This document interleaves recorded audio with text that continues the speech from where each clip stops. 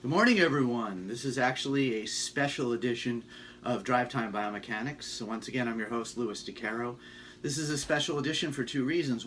Number one, this is shot actually in the morning drive time as opposed to the afternoon, and the reason for that is because I actually had a question come in from a parent last night over email and wanted to address the issue. So the parent asked a very common question. This is someone who emailed in to our company and said, I have a 2-year-old who in-toes. Now this 2-year-old also happens to have spina bifida and also is in AFOs. According to the mom, who's also a physical therapist, the patient actually has more in-toeing with the AFO than without. The mom, who is once again also a physical therapist, has said that he has been diagnosed with structural tibial torsion, more on the left on the right. Now actually this is very common that tibial torsion is more on the left on the right, and that usually has to do with position in utero, but we can't know that in this case. So the dilemma is this. Do I put my child, who's a 2-year-old, in a gait plate in order to discourage in-toeing? Well, this is kind of a loaded question, so let's go over sort of the variables that we use to make the decision. First of all, this is a 2-year-old.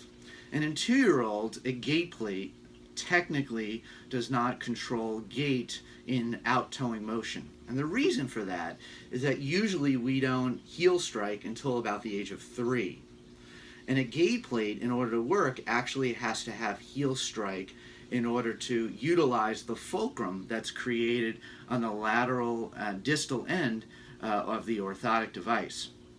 Now, why do we put 2-year-olds in gait plates? And that's a really good question. That's something that I've learned in the last few years. And the reason is not to change the gait, but actually when a child bends down at the age of 2 to pick up a toy, the child actually will be encouraged to externally rotate the limbs as opposed to normally internally rotating the limbs. And when we do that, we create better muscle memory, we create better torsional effects, externally rotated.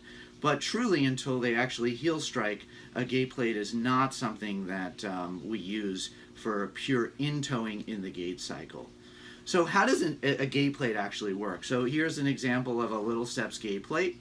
This is an orthotic that we created, and it's based off the premise of a UCBL orthotic. Now, a UCBL is a deep heel cup orthotic.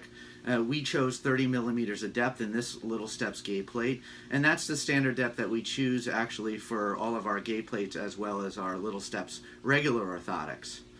Now, up until about the age of 7, we know that most pronation, if not all pronation, occurs within the rear foot. And so it's critical that we actually have a deep UCBL heel cup in order to support the rear foot and control the pronation.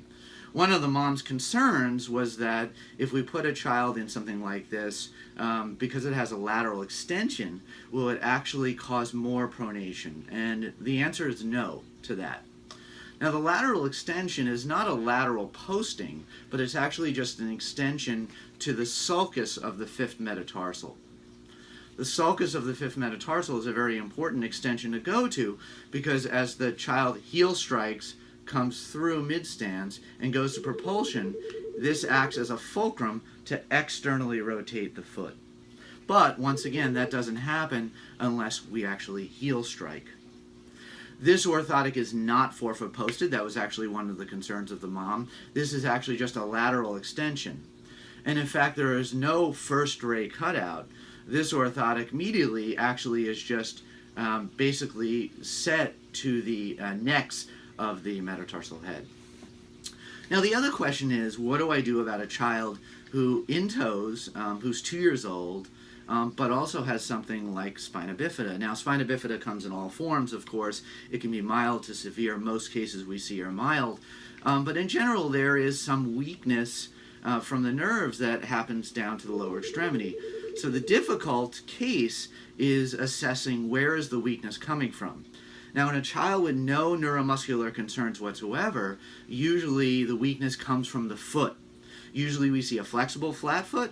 We put a really nice deep UCBL orthotic on the foot, and the ankle is controlled, the knee is controlled, and the hip is controlled. But when we have neurological signals that are not working properly, there may be more muscle weakness in and around the ankle and the knee and the hip and so forth, and that this may not be enough to control the foot. So we need to know, where is that weakness? And is that weakness potentially made stronger? And is that controlled by the foot? The one thing I like to do is a simple test is try to have a child walk in more of a subtalar neutral, kind of inverting the foot. And if that's not possible, actually just have the child stand, put them in subtalar neutral, and see how well everything is created. Of course, if we don't know the answer from those, then we actually put the child in the UCBL and have them walk and see if they can actually at least partially control the ankle. If they can and everything is collapsing, then that may be in more of a neurological case, and that may require a brace that's higher up. I'm known as someone who takes kids out of these high AFO, SMO braces and puts them in a UCBL, but most of those kids neurologically have no issues whatsoever. If you support a normal developing foot, whether it's flat or not, in a UCBL, usually the knee valgum, the ankle collapse, that will all kind of straighten itself out. So the question once again is, what do we do for this 2-year-old? Well, first of all, we need to make sure that the issue actually is structural internal tibial torsion. Of course, when we watch the patient walk, we look for their knee. We look to see if the knee is turning in, is turned in all the time, which means that it's structurally coming from the hip. If it's turning in the swing phase, which is usually functionally and muscular from the hip, or the kneecap is actually straight ahead and below the knee is actually always turned in, and that would be either a tibial torsion or a metaductus. Of course, we can build a Gait plate into an AFO, so if a child needs more support above the ankle, we can actually build a Gait plate into the orthotic AFO and actually create a fulcrum within that as well. So, few lessons here. Number one, kids under the age of 7, usually the pronation is controlled, usually in the rear foot, hence the deep heel cup in both the regular little steps and Gait plate. Number two, a Gait plate for actual gait is not effective until about the age of 3. Number 3, we need to know what level we're treating at with bracing based on whether there are any neurological concerns, or they're just simply flat-footedness, and we don't need to go above the ankle. So hopefully this was educational. Hopefully we learned a little bit about some of the issues that we face with Gait plates. Gait plates are extremely successful. I dispense them for all ages, actually all the way up to adulthood, because even if you're not going to undo a structural deformity, muscle memory in the hip and the lower leg can actually be greatly affected by just simply creating a fulcrum and a pivot point off of the lateral 5th extension. Thanks for joining me for a special edition parent question of drive time biomechanics in the morning. I hope to see you soon.